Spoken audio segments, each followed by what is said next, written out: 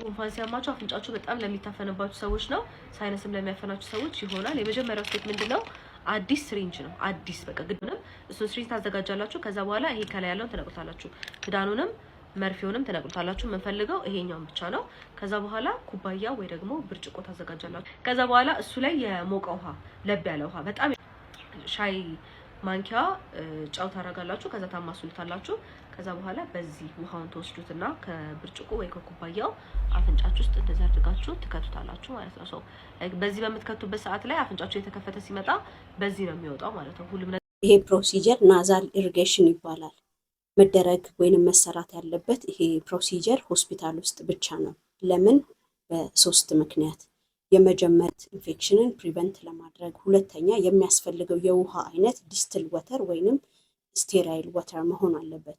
ሶስተኛው ነገር ደግሞ ባለሙያ ነው ማድረግ ያለበት። ለምን? ሄድ ትንሽ ትልት ተደርጎ 45 ዲግሪ ላይ ሆኖ ነው መደረግ ያለበት። ፍሉድ ታፒንግ ፕሪቨንት ለማድረግ አላስፈላጊ የሆኑ ኢንፌክሽኖችን ለመከላከል።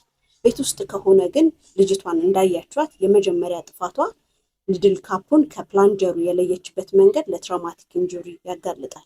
ፕላንጀሩና ኒድል ካፑን እንደ አሽከርክራ ነበር መከፈት የነበረባት። ሁለተኛ ጥፋት ደግሞ እንደዚህ አዘቅዝቃ ነው ፍሉድ እየገፋች የነበረው። ሶስተኛ ነገር የተጠቀመችው ውሃ ለብ አድርጉና ተጠቀሙ ነው ያለችው። በምን ያህል ዲግሪ ሴልሺየስ?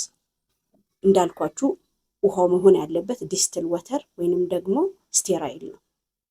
የቧንቧ ውሃ ላላስፈላጊ የሆነ ናምጫ ውስጥ የሚገኙትን ቲሾች ወይም ህዋሶች ብሊስት እንዲያደርጉ፣ ስዌሊንግ እንዲኖር፣ እንዲያብጥ፣ አልፎ ተርፎ ደግሞ የሳይነስ ኢንፌክሽን፣ የጆሮ ኢንፌክሽን፣ አለፍ ሲልም ለብሬን አብሰስ ወይንም ለጭንቅላት መበስበስ ያጋልጣል።